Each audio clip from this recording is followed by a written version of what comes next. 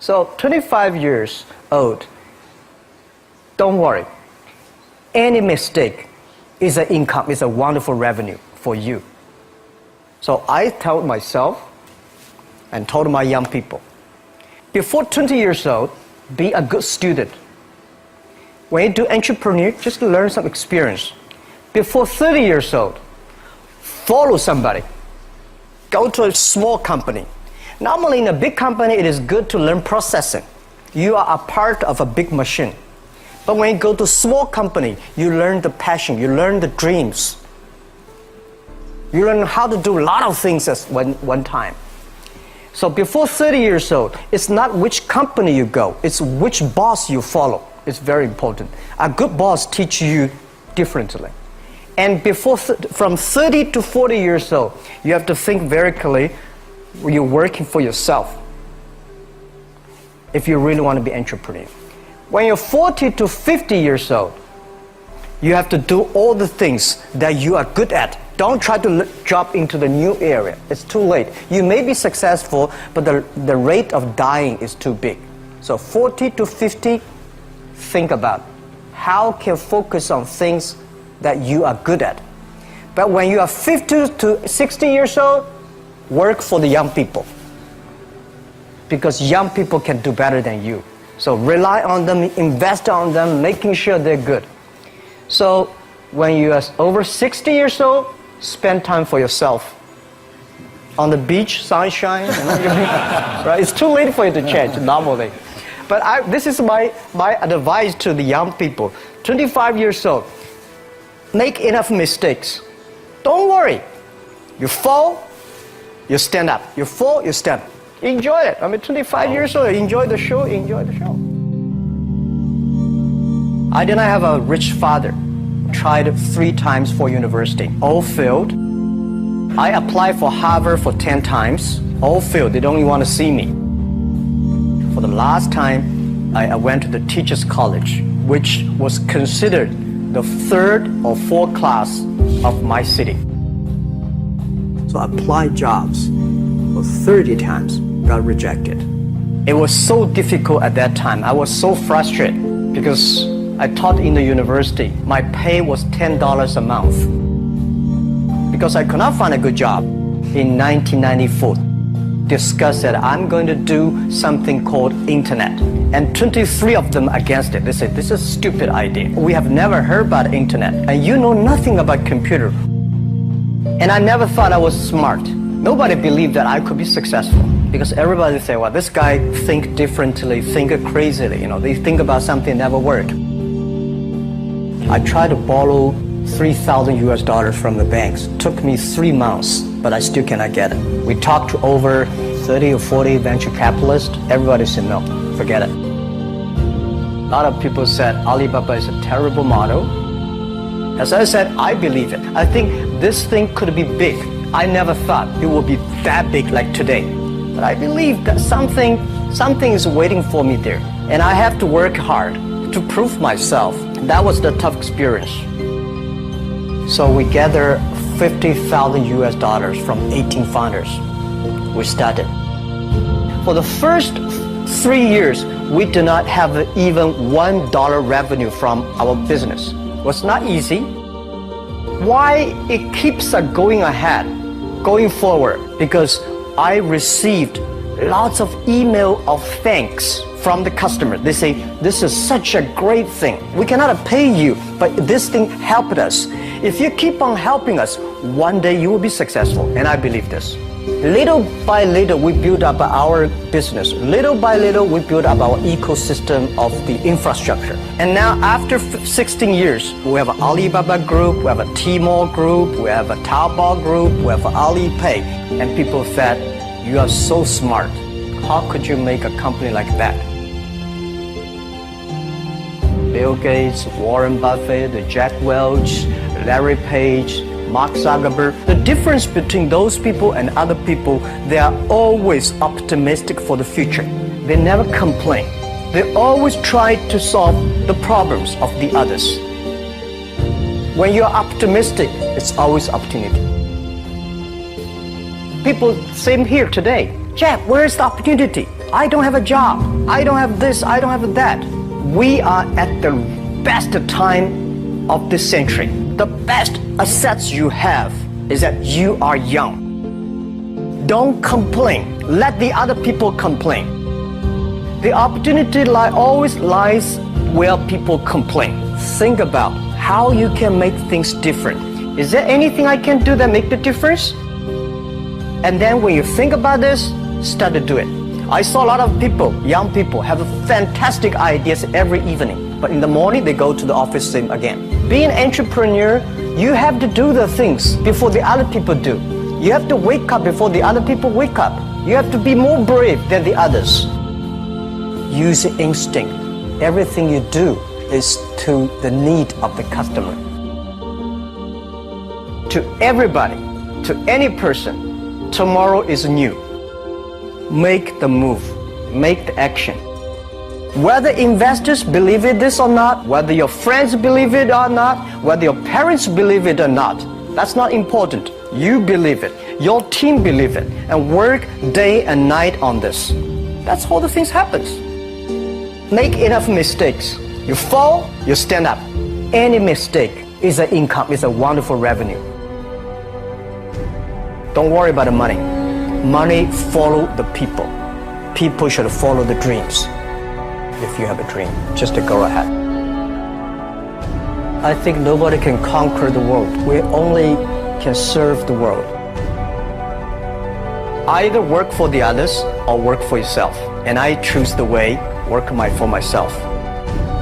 Working for myself, that means working for the society. If you really want to work for yourself, think about the others. Because only when the other people are successful, when the other people are happy, you will be successful, you will be happy. I think today people worry a lot about the world, about the economy, China, economy in the world. But I'm very optimistic. When people start to worry, that is the opportunity is.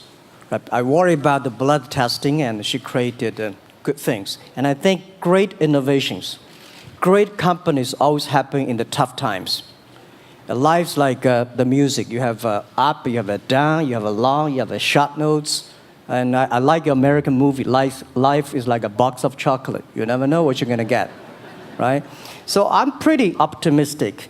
The opportunity in the future for equality is huge, because in the last century, the IT is for big companies.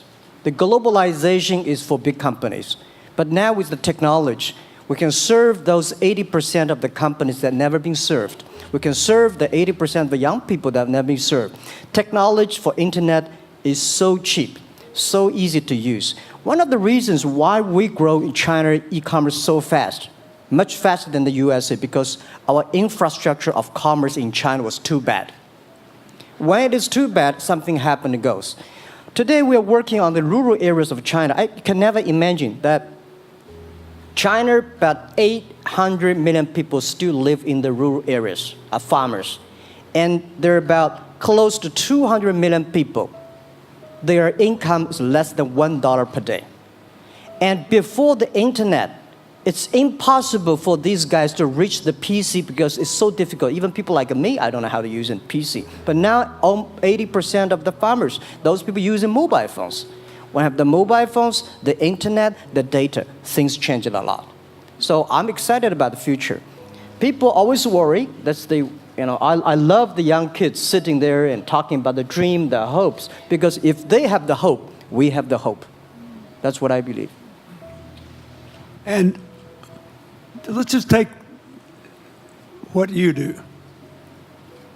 And I've loved every description I've ever heard about how you serve people, and your story about the bamboo farmers and your wife and her friends. It was fabulous. But where's this going?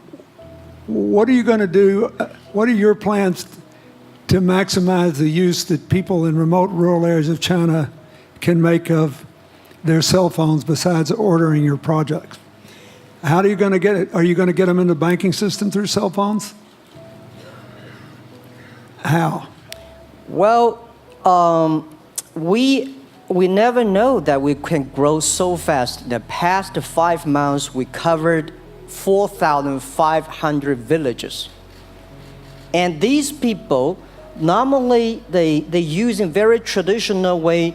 It took them like we went to a rural area. It took the farmers 2 hours to walk to the downtown in the middle of the town and buy things. But today, because the mobile phone, and we can deliver things to their home, to their village within 72 hours. I remember last week I read a very interesting news. This is amazing. There is a girl, she told me a story. She said her grandfather, 92 years old birthday. And for his life, he always wanted to try one Western style food. But he lived in the rural areas. There's no such restaurant food. So she said, I tried on the internet, book a restaurant dinner for Western food, delivered to that village. And they finally immediately find one restaurant. There are 3 guys. They took like a 3 days bus from Shanghai to that village, made an Italian spaghetti and a beef for them for this 92 years old birthday. And whole village was excited. Everybody said, wow, you can order food, Western style food. So buying almost everything. And also we're helping, there are a lot of farmers, they plant a lot of apples, great apples. But 90% of the apples rotted because there's nobody buy them. They normally buy by track. If you sell the apples, they sell whole track. And using the traditional way, they can sell by whole basket of the apples. But now, because of the internet, they sell by one. Each apple, they sell $1. Or 1 RMB or 2 RMB for each. So the farmers see using internet, they can buy and sell using the mobile phone. That changed their lives. And I think it's exciting.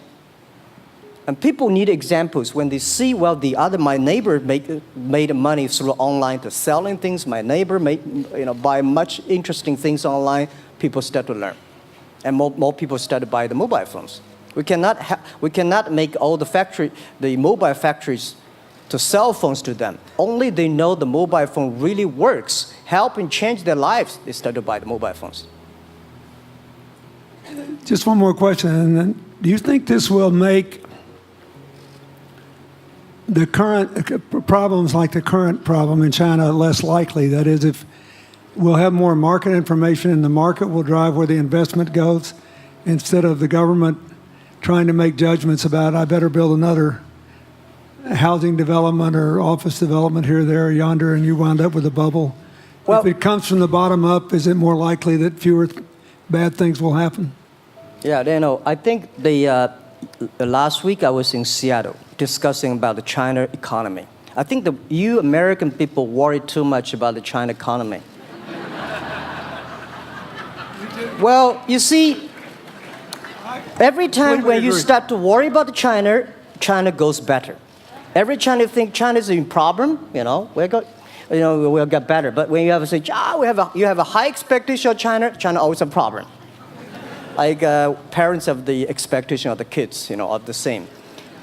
But there's a big difference between American consumption because people say, the economy is bad, so China consumption will be good low. No, totally different. You Americans love to spend tomorrow's money. And the other people's money, maybe. Or maybe the children's money. We Chinese love to save money. We are probably the largest country, the safe deposit in the whole world because we've been poor for so many years. When we make money, we put in the banks because someday we know the disaster is coming, so we can spend the money. So when the economy is bad, we still have the money to spend. You guys probably don't. You worry. And the second thing is that China been focusing on developing for the past 30 years. China government so strong on investment, so strong on exporting, but they are too weak on the domestic consumptions. Domestic consumption is not driven by government, it's driven by entrepreneurship, driven by the market, not the government. So in the past 20 years, government is so strong. Now they're getting weak. It's our opportunity. It's our showtime.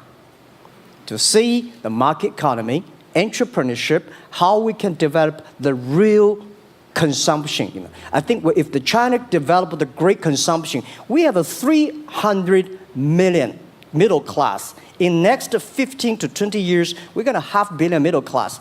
We need to import a lot. So when we start to import, that's a great. It's going. I worry a lot when we export. When we export, we got a terrible sky, we have a terrible water, we have a terrible environment. When we start to import, we got to be better. So that's all the great opportunity, guys. Be happy about that. I'm serious. I agree with that. I'm serious. Yeah. Worry about yourself. Don't worry about the others. The reason some of us worry about China is we depend on you to buy our debt. However, I tried to be more Chinese when I was president. I saved a lot of money. So good. Good. But I just wanted you to say that because I really believe that. I mean, I think you're absolutely right. The trend toward greater internal consumption is, I think, will remain unbroken in spite of whatever the difficulties are in the next few months. I think it's important not to overreact. You can't break the trend. You've got to clean up the land from chemical contaminants. You've got to clean up the air. You're going to do it. Yep. And a lot of Chinese will make a lot of money out of that. There'll be a lot of great new companies, and there'll be opportunities to import from other places. Yeah. So can you discuss your theory of what you're doing and other things in terms of whether it advances equal opportunity and social solidarity? Tell them what you think is going to happen. And what other kinds of, when your opening remarks you just said,